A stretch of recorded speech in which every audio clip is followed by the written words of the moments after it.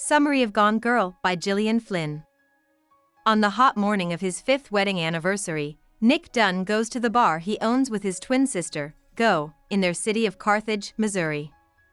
Nick and his wife, Amy Elliott Dunn, lost their magazine jobs during the Great Recession and moved from Brooklyn to Carthage to help take care of Nick's sick mother, Maureen, who has since died. From what Nick and Go talk about at the bar, it's clear that Nick and Amy's marriage is boring and old. Nick gets a call that his cat has gotten out, so he drives to his and Amy's big house in the North Carthage neighborhood. When he gets there, the front door is wide open, and his wife is gone. As the investigation gets started, Nick's present is interspersed with notes from Amy's diary from the last 7 years. As Nick helps the police, including lead officers Rhonda Boney and Jim Gilpin, and tells them lies when they ask him about his marriage, Amy tells them about the crazy early days of her and Nick's relationship. In the present, Nick tries to solve a treasure hunt Amy left for him, which is something they do every year. In the past, Amy talks about falling in love with Nick and marrying him, saying that she wouldn't be a typical nagging wife or treat him like a dancing monkey. As Nick figures out more and more of Amy's clues, he shows no concern for his wife's safety, which makes the police suspicious of him. It turns out that he has a 23-year-old mistress named Andy, who is one of his students at the local community college, and that he has been seeing her for over a year. Nick has a hard time dealing with the police's growing doubts while Andy tries desperately to get in touch with him. They show him credit card statements with over $200,000 in debt, tell him that there was blood all over the Dunn's kitchen, and tell him that Amy went to an abandoned mall known for housing junkies and the homeless on Valentine's Day to try to buy a gun. To make matters worse, the Dunn's neighbor Noelle Hawthorne tells everyone that Amy was pregnant, which shocks Nick because she never seemed interested in having kids. All of this is written in Amy's diary.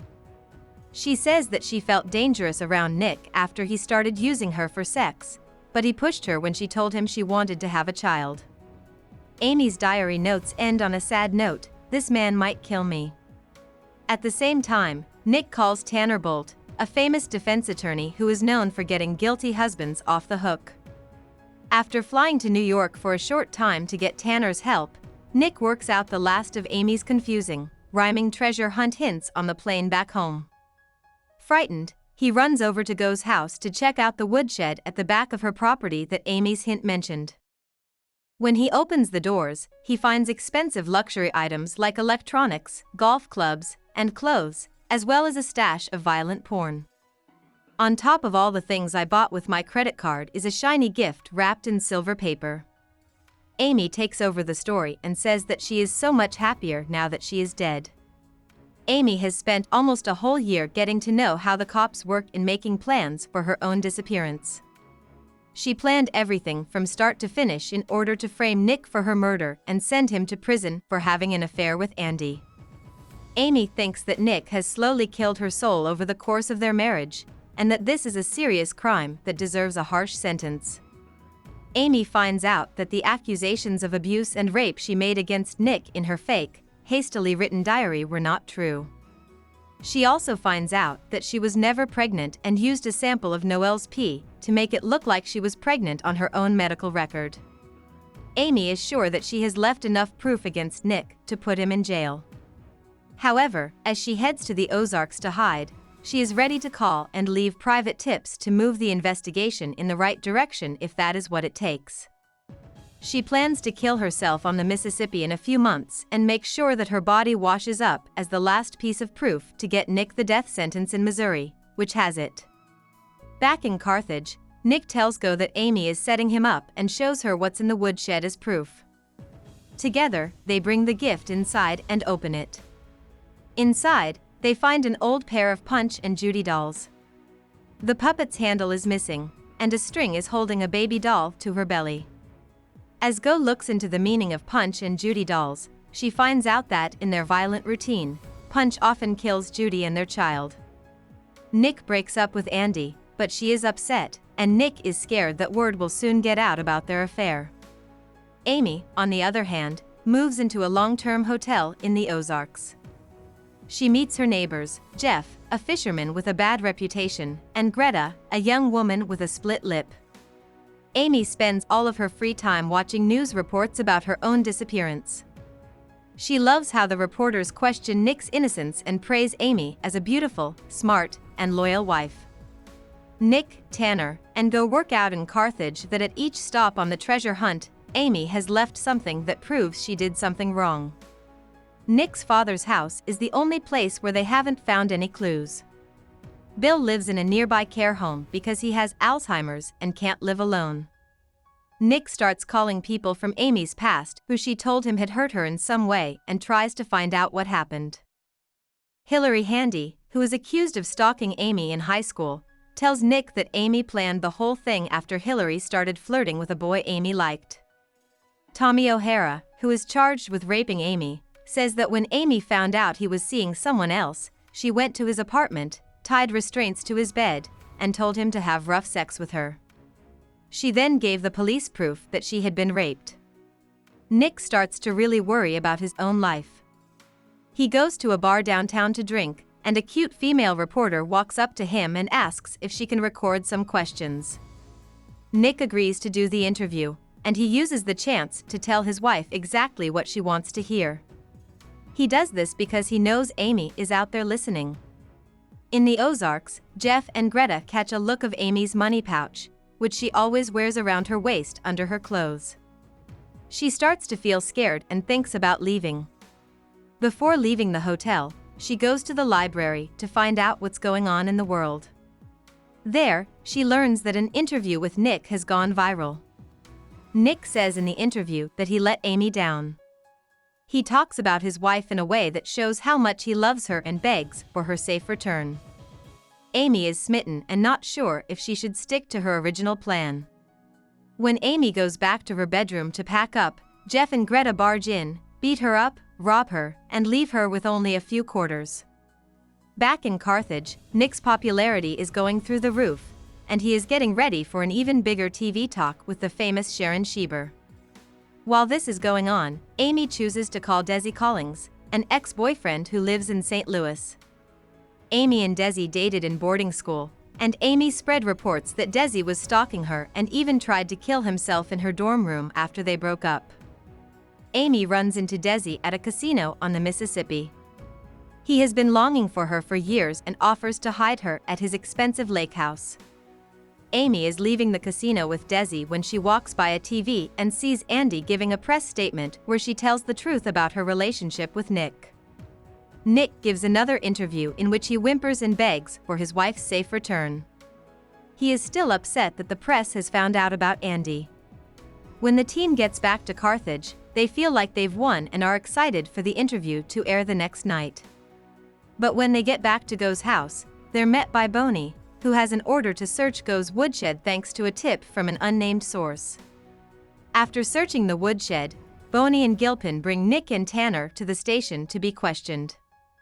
They put Amy's fake book on the table in front of Nick and point out that Judy's handle is missing. The police think that the handle is big enough to have been used to kill someone. Nick is in a lot of trouble.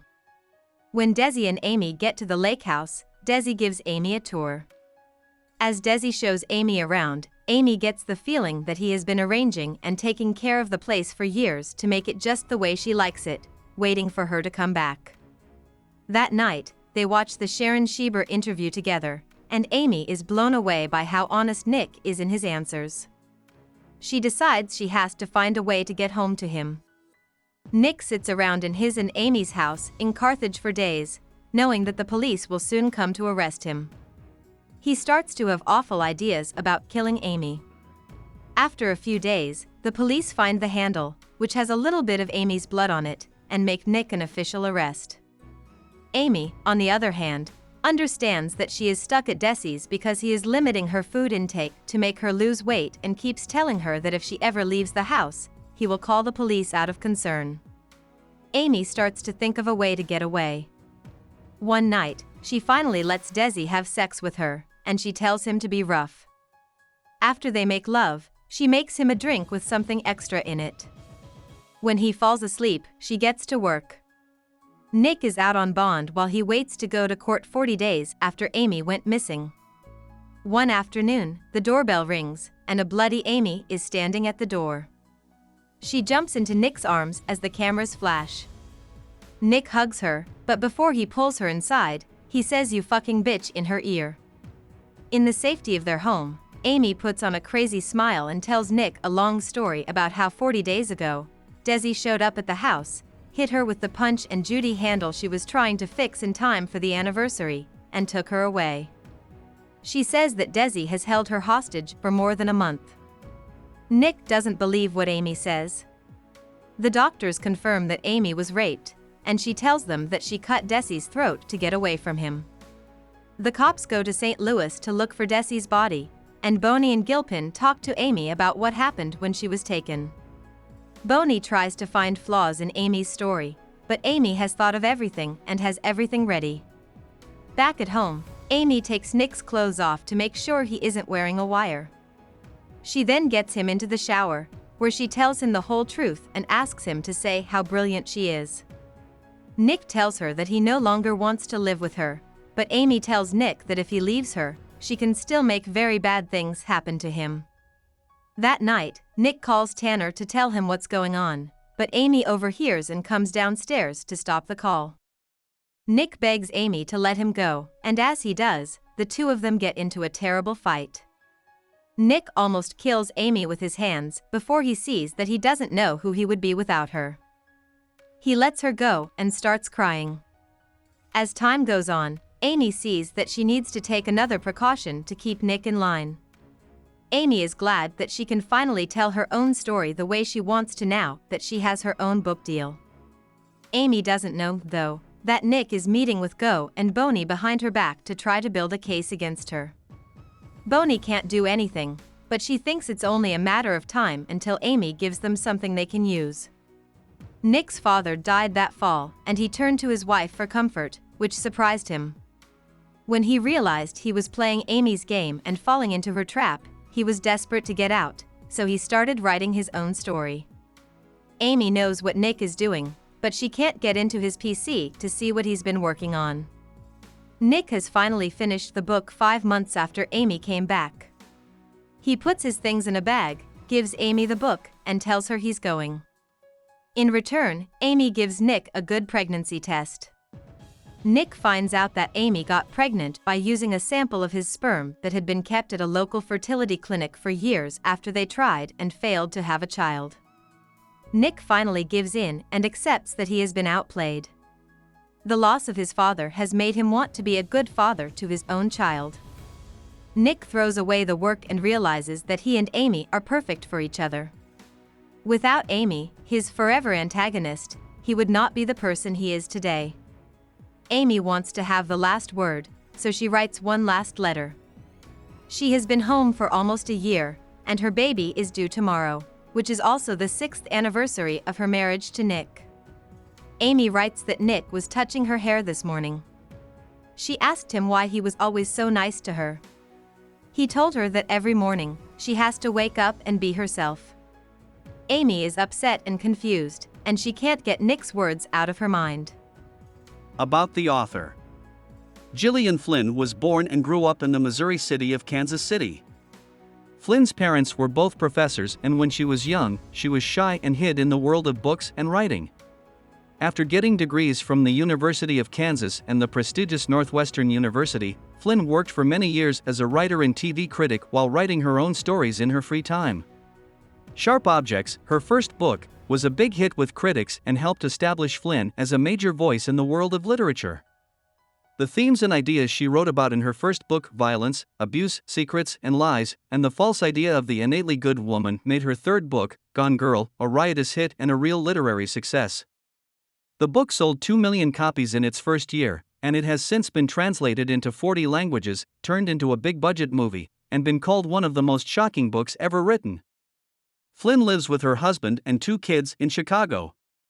She has also written scripts for movies, including Gone Girl. Hope we summarized it fully and you liked it. Please hit the like button and subscribe to our channel so that we are motivated to create more videos.